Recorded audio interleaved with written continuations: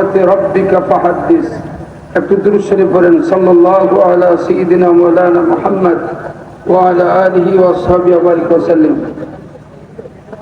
সম্মানিত হবিগঞ্জবাসী, মঞ্চে আসীন এদেশের বাছাই করা গুণীজন, সম্মানিত ব্যক্তিত্ব, রাসূল করিম সাল্লাল্লাহু আলাইহি ওয়াসাল্লাম মুনাফিকের জানাজা পড়ছেন। আপনারা জানেন যার ব্যাপারে কোরআনের আয়াত নাযিল হয়েছে, ইন্নাল মুনাফিকিনা ফি দারকিল আসফালি মিনান নার। তাফসীরে লেখেন এটা আব্দুল্লাহ ইবনে উবাই ইবনে সুলুলের ব্যাপারে নাযিল হয়েছে। কিন্তু সে মারা যাওয়ার পরেও তার কবর থেকে লাশ উঠাইয়া কোন সাহাবী আগুন দিয়ে পুরান নাই। বলেন ঠিক কিনা? নবী দাবিদার মুসাইলামাতুল কাজ্জাব আবু বকর সিদ্দিক রাদিয়াল্লাহু তাআলা আনহুর নেতৃত্বে জিহাদের ময়দানে ২৪০০ সাহাবী শহীদ হয়েছিলেন। সেই মুসাইলামাতুল কাজ্জাব জিহাদের ময়দানে নিহত হয়েছিলেন। কিন্তু তার ইন্তেকালের পরে মুসলমানরা তাকে গোসল দিয়েছেন, কাফন লাগিয়েছেন, তাকে কবরস্থ করেছেন। নিজে নবী দাবিদার হওয়ার পরেও তার লাশ কবর থেকে উঠাই আগুনে পুরানো হয় নাই। সিল্লাহ বলেন ঠিক কিনা?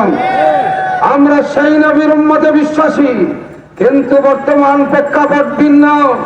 কোরআন শরীফের আয়াত জানান দেন, আল্লাহ পাক বলেছেন ক্বালাতিল আরাবু আমান্না।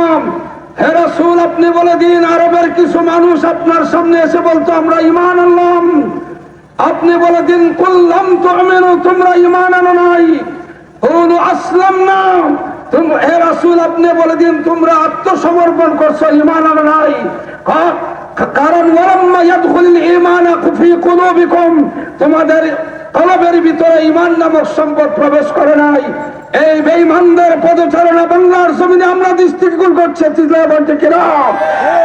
আরেকটা বিষয় আপনাদের সামনে সজাগ করে দেয়, মিলাদুন নবী অস্বীকার কেউ করে না, কিন্তু আমাদের সিস্টেমকে অস্বীকার করে।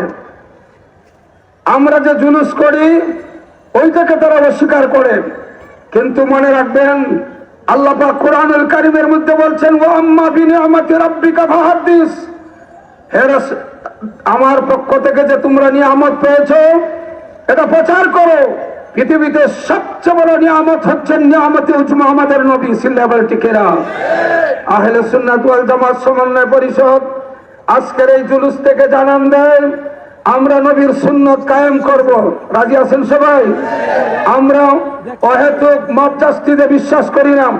মব জাস্টিস আপনারা এতদিন শুনে আসছেন, এটার বাংলা কি? গণপিটুনি, বিচার বহির্ভূত হত্যা। এটা কোরআনও সমর্থন করে না, রাসূল সমর্থন করে না।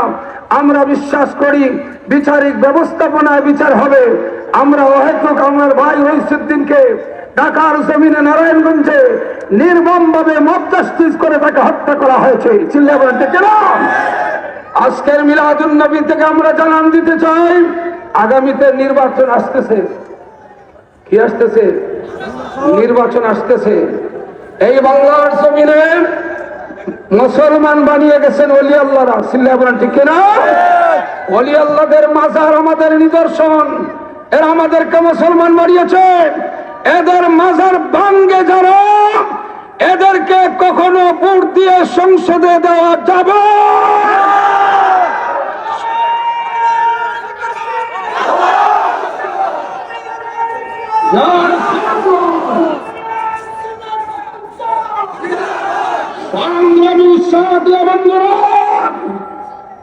কান চোখ সজাগ রাখতে হবে।